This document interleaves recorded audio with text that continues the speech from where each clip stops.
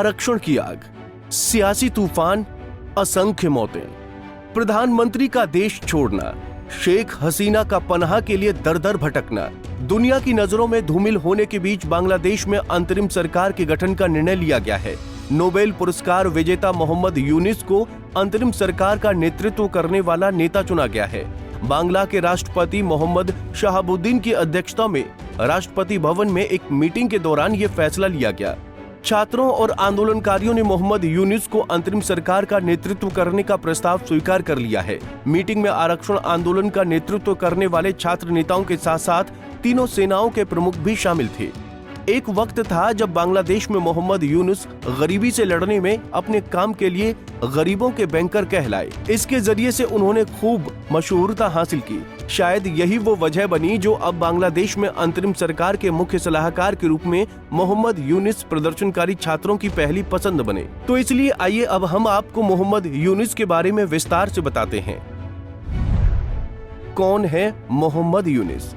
मोहम्मद यूनुस एक बांग्लादेशी अर्थशास्त्री, उद्यमी और सामाजिक उद्यमी हैं, जिन्हें 2006 में नोबेल शांति पुरस्कार से सम्मानित किया गया था। उन्हें माइक्रो क्रेडिट के पिता के रूप में जाना जाता है, जो गरीबों को छोटे ऋण प्रदान करने की एक प्रणाली है, जिससे वो अपने व्यवसाय शुरू कर सकते हैं और आर्थिक रूप से सशक्त हो सकते हैं।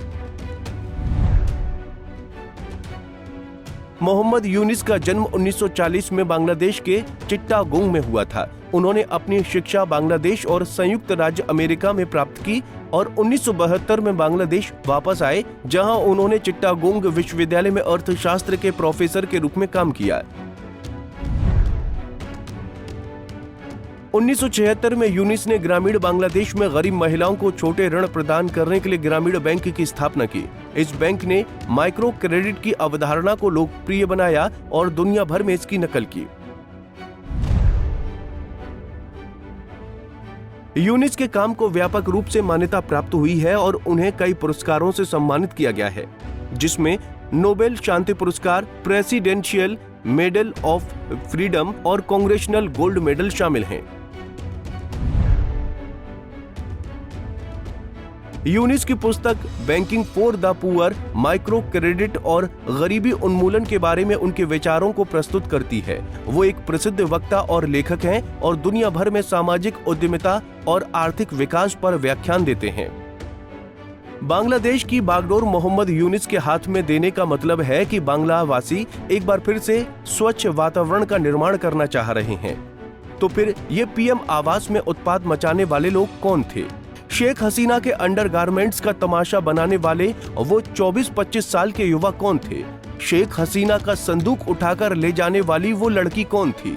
अल्पसंख्यक हिंदुओं को टारगेट करने वाले वो लोग कौन थे? आज और अब उन्हें मोहम्मद यूनुस सूझ रहे हैं। एक राष्ट्र की तार तार हुई इज्जत को बचाने के लिए आज उन सभी आंदोलनकारियों और छात्रों ने मोहम्मद यूनुस को चुना है। क्या उपद्रव करते वक्त उनको ये नहीं सूझा होगा कि उनकी और उनके देश की फजीहत हो रही है? क्या उन्होंने नहीं सोचा होगा कि भविष्य में लोग उनको हीन भावना से देखेंगे? बहरहाल जो भी है, लेकिन एक राष्ट्र का अस्तित्व बहुत मायने रखता है। यूनुस उस बांग्ला के मसीहा बने हैं, लेकिन इधर देश और पीएम पद छोड़ चुकी शेख हसीना की मुसीबतें कम होने का नाम नहीं ले रही हैं। हसीना अभी भी भारत में है। कई देशों ने उनके लिए अपने दरवाजे बंद कर दिए हैं। हसीना के बेटे और बांग्लादेशी पॉलिटिशियन सजीब वाजेद जॉय का कहना है कि उनकी मां का अभी और कहीं जाने का फिलहाल कोई प्लान नहीं है। उन्होंने किसी देश से राजनीतिक शरण नहीं मांगी है। दूसरी तरफ बांग्लादेश में हसीना की पार्टी अवामी लीग और उनके सहयोगी दलों से जुड़े करीब 29 नेताओं की हत्या की जा चुकी है। बांग्लादेशी एक्टर शांतो खान और उनके पिता सलीम खान को भी भीड़ ने पीट कर मार डाला है। सलीम अवामी लीग पार्टी से जुड़े थे। बांग्लादेश में सुरक्षा कारणों के चलते वहां से भारतीय दूतावास के 190 कर्मचारी को निकाला गया है। गौरतलब है कि बांग्लादेश में हिंसा के बीच शेख हसीना ने 5 अगस्त को बांग्लादेश छोड़ दिया था। वो मिलिट्री एयरक्राफ्ट से भारत आई थीं। फिलहाल उन्हें सेफ हाउस में रखा गया है। Bureau report, Punjab Kesari TV. हमसे जुड़े रहने के लिए हमारे YouTube चैनल को सब्सक्राइब करें और नई वीडियो की नोटिफिकेशन के लिए बेल आइकॉन को दबाएं।